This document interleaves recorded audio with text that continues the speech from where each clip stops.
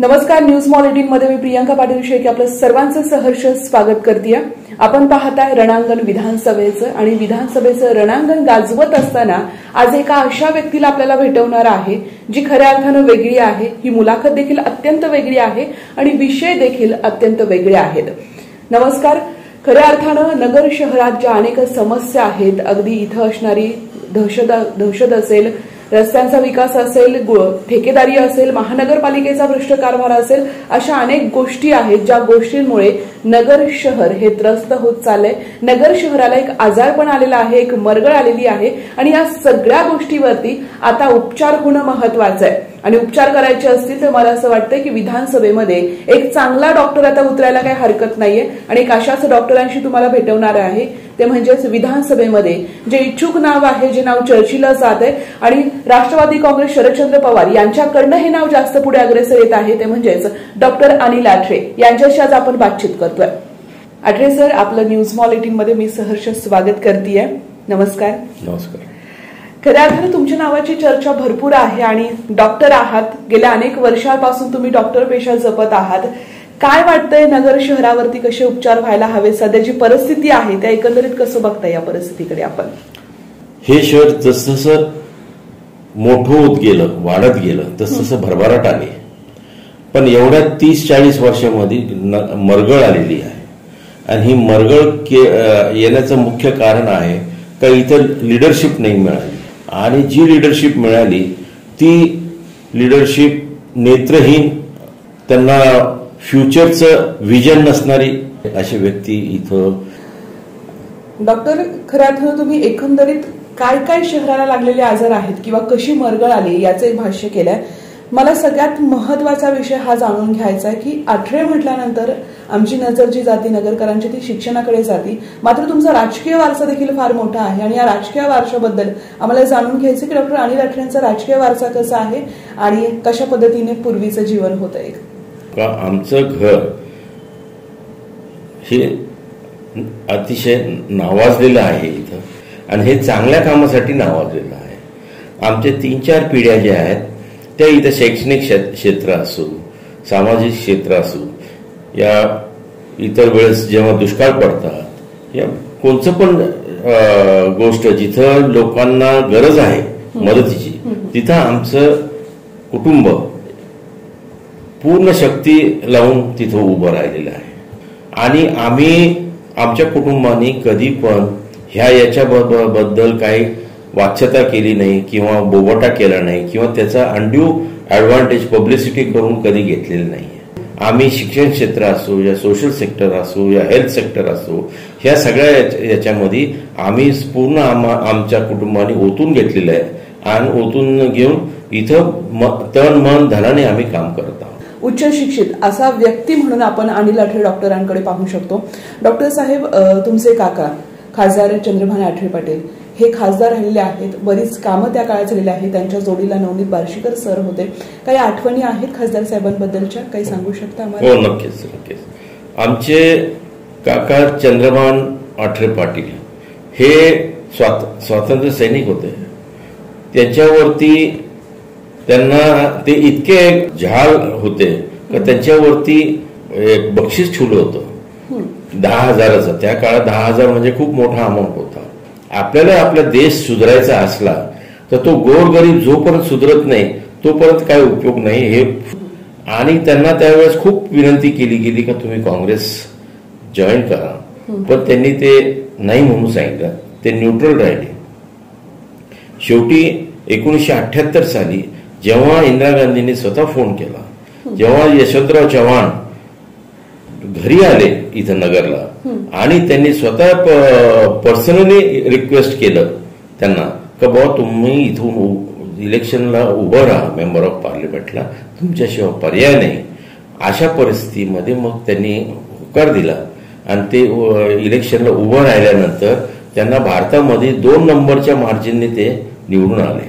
त्यावेळेस इंदिरा गांधी मेडकमधून 1 नंबरने निवडून आल्या होत्या वोट्सनी आणि आमचे काका चंद्रभान आठरे पाटील भारतामध्ये 2 नंबरने निवडून आले होते। हे फक्त काय दाखवतं का लोकांचा त्यांच्यामध्ये विश्वास होता आणि त्यांनी तोपर्यंत जे काम केलं होतं, जे त्यागाचं काम केलं होतं, जे देशासाठी काम केलं होतं, याची ती पावती होती का हा माणूस चांगला आहे, हा चांगला घरातून येतो आणि याला आपण वर नेलं पाहिजे. तुम्हाला दुसरी गोष्ट आश्चर्य वाटेल का, त्या इलेक्शनला आम्हाला खर्च एक पैसा पण लागला नाही. हा पूर्ण खर्च लोकांनी केला.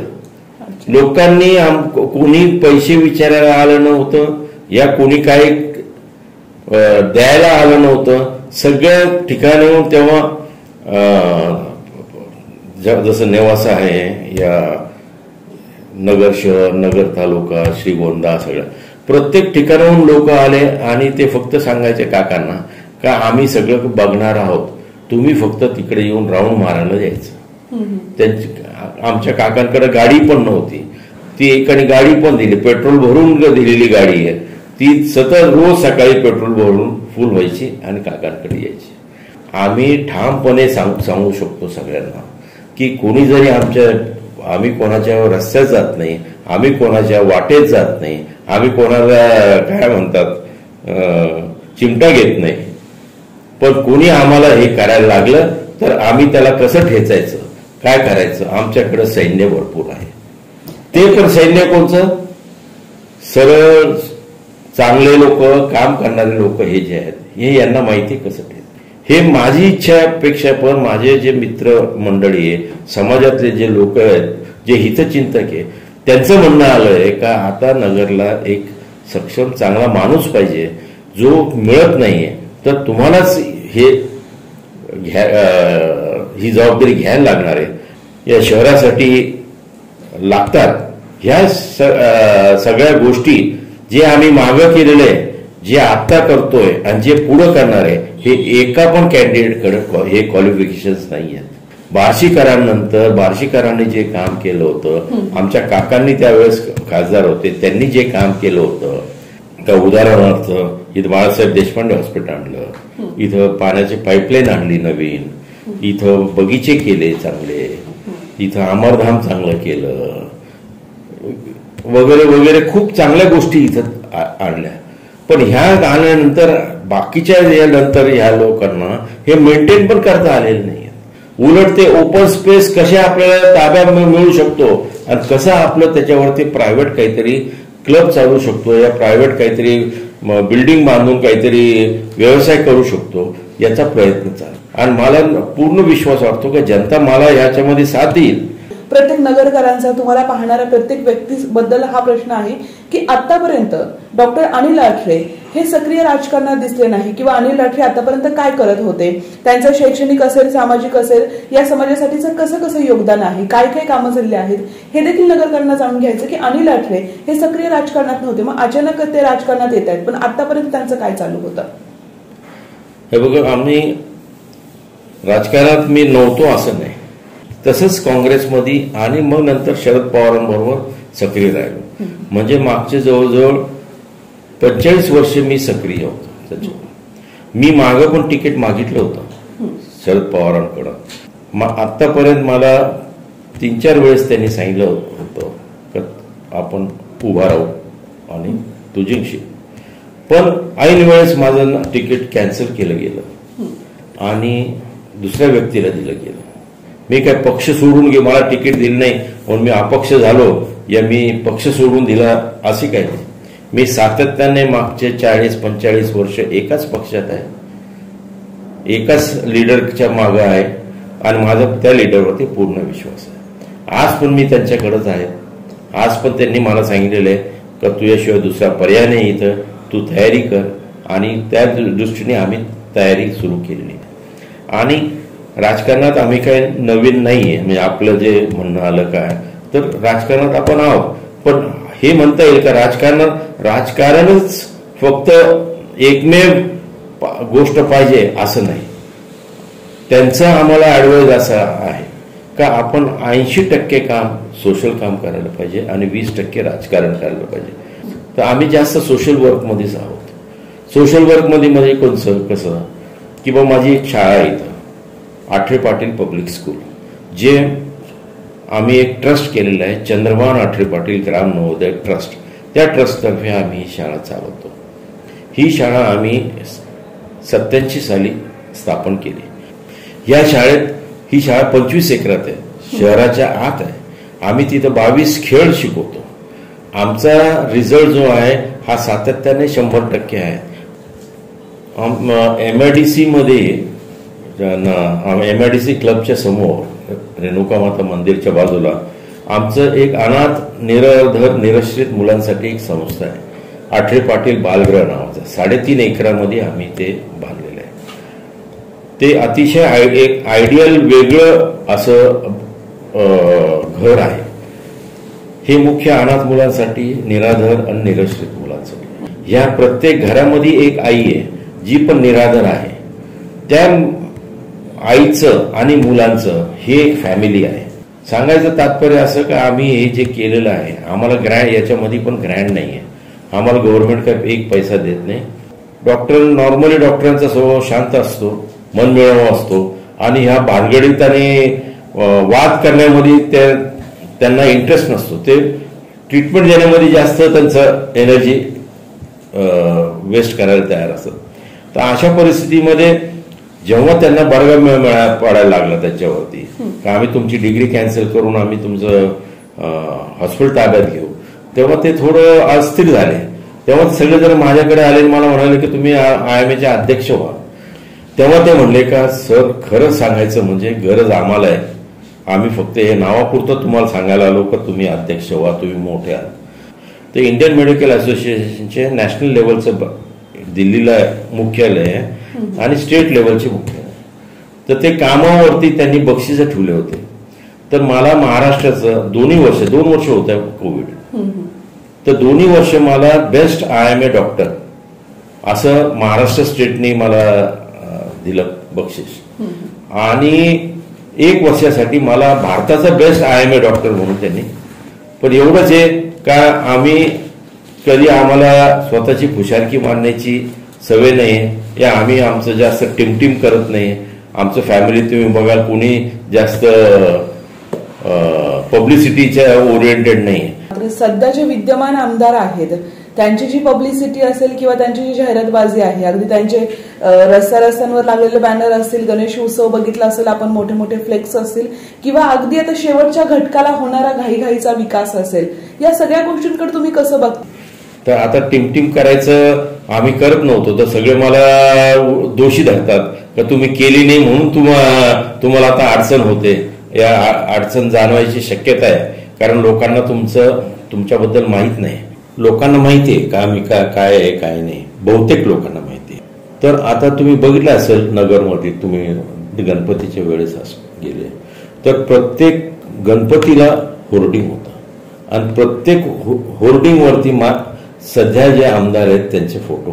हे का फोटो होते? सगळ्या याच्यावरती त्यांचेच फोटो, की बुवा ते सगळे फायनान्स केले होते कोणी व्यक्तीने आणि त्या व्यक्तींनी फायनान्स केल्यामुळे त्या व्यक्तीचा फोटो तिथं लावला गेला होता. तर आज नगरमध्ये साधारणपणे 450 होर्डिंग्स आहेत टोटल, सगळ्या कंपनीचे 2-3 कंपनी मिळून 450 होर्डिंग्स आहेत. त्या 450 होर्डिंग्स मध्ये 380 होर्डिंग्स ऑलरेडी बुकड आहेत. पैसे देऊन इलेक्शन हुसतर एका व्यक्तीने बुक केलेले आहे. आज मी माझं होर्डिंग बुक करायला गेलो तर मला होर्डिंगच नाही. हे का शक्य आहे? हे केवळ पैशाचा माज जो आहे, हा 2 नंबरचा पैशाचा माज जो आहे, हा याच्यामुळेच हे शक्य आहे. माझ्याकडे 2 नंबरचे पैसे नाही, माझं काय 2 नंबरचा धंदा नाही आहे. मी काय 2 नंबरचे पैसे पुरून आणू शकत नाही. मी घर विकून राजकारण करायचं आणि आमदार बनायचं, मला वाटतं हे योग्य नाही. मी जे केलेलं आहे ते मागच्या 45 वर्षात मी माझ्या कार्याने, माझ्या सेवेने मी दाखवलेलं आहे. हेच माझे होर्डिंग्स आहेत, हेच माझं कर्तृत्व आहे. याच्यावरती बघून सगळ्यांनी मला मत द्यावं अशी माझी विनंती आहे. विकास कामे चालू आहेत, जे मोठ्या प्रमाणात रस्त्यांची कामं असतील, सिनारीचं काम आहे, बऱ्याच ठिकाणी कामं चालू आहेत, त्याबद्दल तुमचं काय मत? या विकासाकडे कसं बघताय? खरं सांगायचं म्हणलं तर विकास करणं कोणत्या पण जागेचं हे चांगली गोष्ट आहे, विकास व्हायलाच पाहिजे. पण तो विकास कधी होतो हे पण महत्वाचं आहे.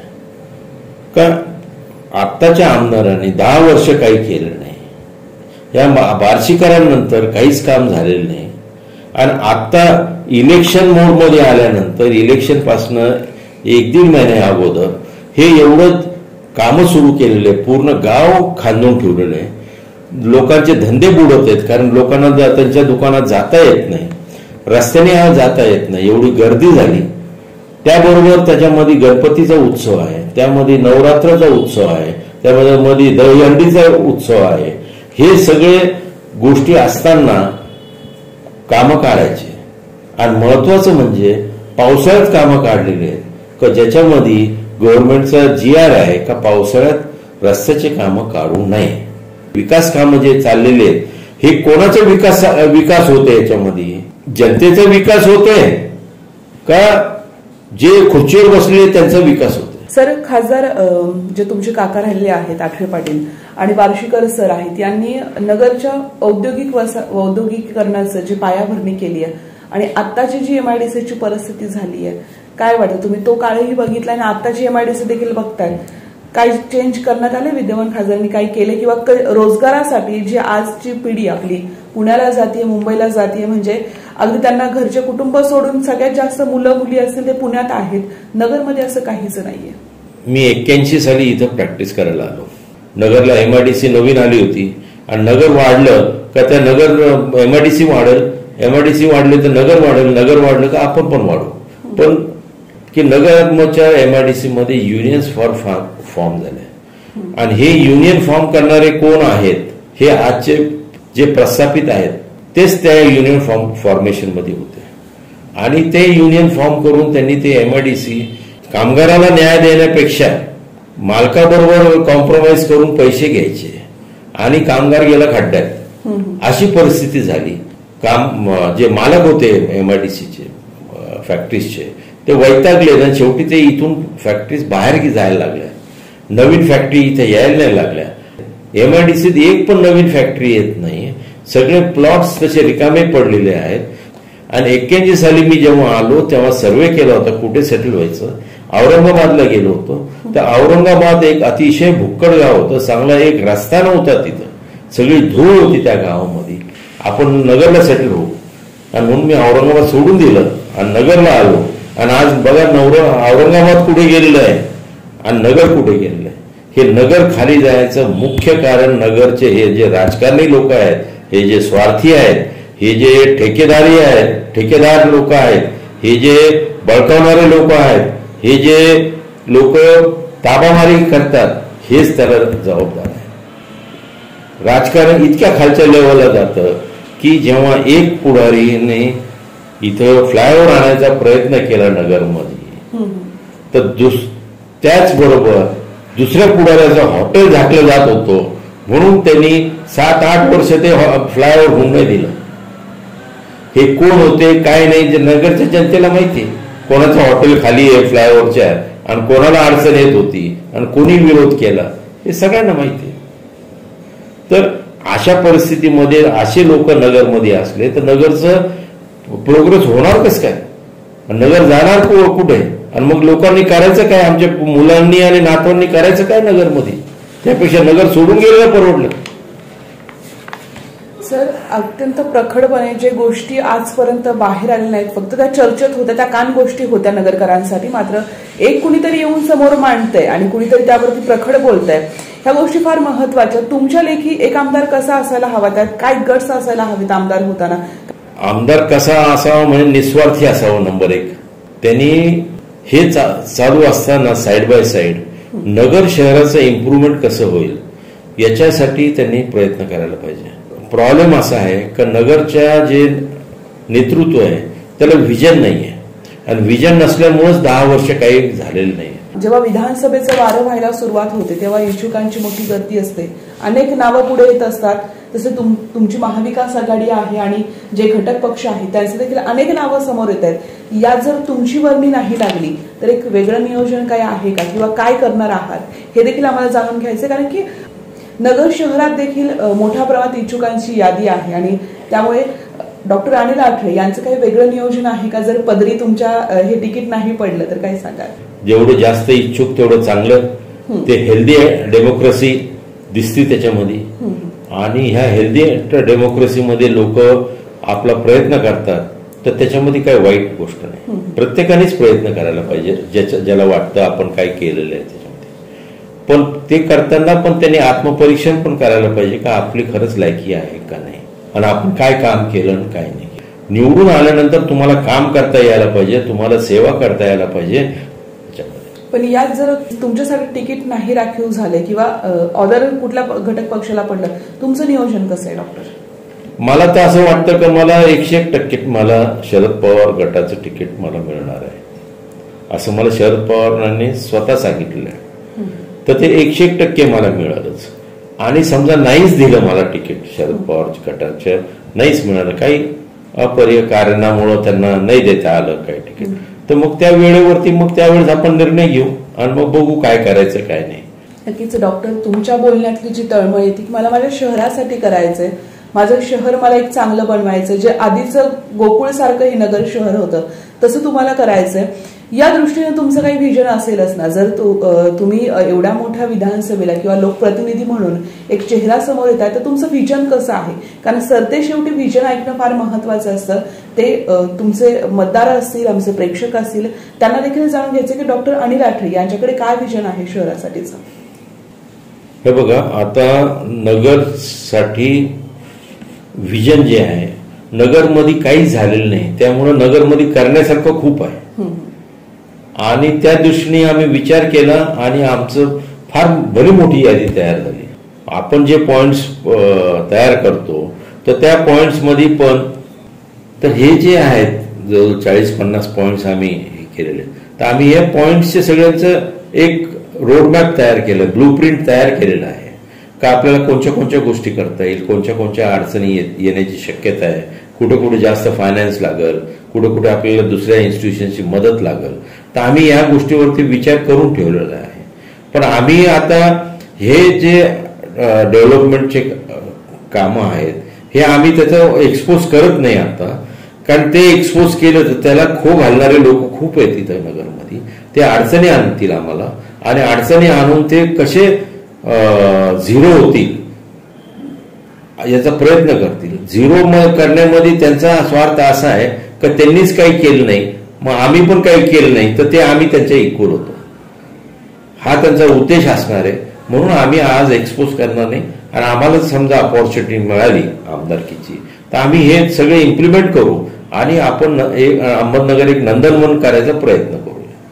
नक्कीच बऱ्याच गोष्टी असतात राजकारण म्हटल्यानंतर आणि नगर विधानसभेचं हे रणांगण होतं आणि आपल्यासोबत होते डॉक्टर अनिल आठरे, ज्यांना डॉक्टरकीचा आणि राजकारणाचा दोन्ही असा प्रदीर्घ असा अनुभव आहे. एक स्वच्छ प्रतिमा, एक अभ्यासू प्रतिमा आणि खऱ्या अर्थानं डॉक्टर पेशा एक वेगळं क्षेत्र आणि राजकारण हे वेगळं क्षेत्र, या दोन्हींची सांगड घालून नगर शहरात एक नवीन चेहरा, एक नवा अभ्यासू चेहरा, एक डॉक्टर चेहरा पुढच्या काळामध्ये काय होते, कशा पद्धतीनं पक्ष देखील त्यांच्या पदरी तिकीट टाकेल का किंवा नगरकर त्यांना कसा कौल देतील, या सगळ्या गोष्टी पाहायच्यात. मात्र तुर्तास मी इथेच थांबतेय. धन्यवाद.